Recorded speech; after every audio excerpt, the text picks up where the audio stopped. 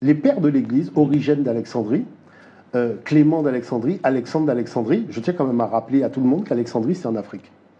D'accord? Et Alexandrie, il y a quoi? Il y a la bibliothèque d'Alexandrie. Donc les gens vont dans notre bibliothèque, traduisent nos textes dans leur langue et viennent nous raconter des histoires de dormir debout. Sauf que quand on a brûlé la bibliothèque d'Alexandrie, tout le monde a cru que c'était le casse parfait. Parce que nous n'allons jamais avoir la possibilité de vérifier. Ah ben, je vais vous raconter une chose. Moi, je viens de la Guadeloupe. Il y a quelqu'un qu'on déteste chez nous, c'est Napoléon Bonaparte. Parce que Napoléon Bonaparte a rétabli l'esclavage en 1802, alors que nous étions déjà libres en 1794.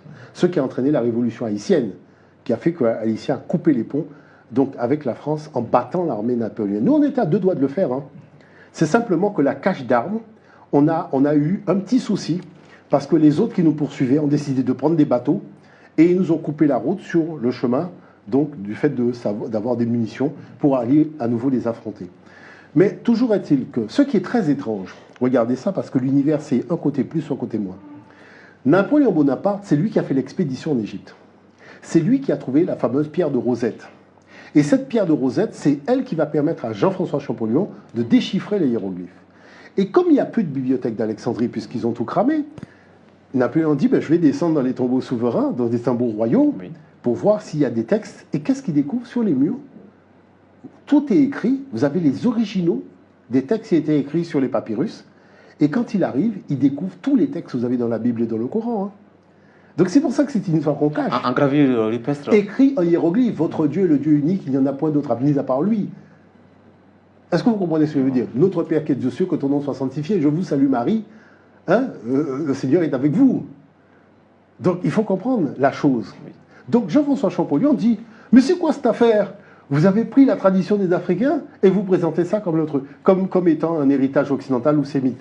Moi, je vais faire une conférence à Paris et je vais en parler à voir. Donc il va arriver à Paris, dans le cadre du lancement du Collège de France, il fait une conférence dithyrambique. Sauf qu'il a oublié une chose, on est en 1822 et l'esclavage a été aboli en 1848, mon très cher. Donc, en ce qui me concerne, je pense qu'on a mis un terme un peu rapide à son espérance de vie, parce qu'il y avait des enjeux géopolitico-financiers, puisque la France avait créé la Banque de France en 1800, mais il n'y avait pas de pognon. Parce que jusque-là, le système, c'était le système esclavagiste qui remplissait les caisses économiques de la France.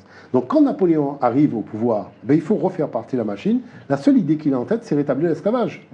Donc vous voyez que toute cette dynamique-là, de toute façon, le monde panafricain se retrouve toujours dans cette dynamique de l'histoire de l'Égypte, parce que c'est la maison mère, c'est notre nombril, on est parti de là. Donc à partir de ce moment-là, on ne peut pas concevoir le fait d'être africain sans passer par la case Égypte. Parce que la case Égypte, c'est ce qui nous donne nos humanités classiques africaines.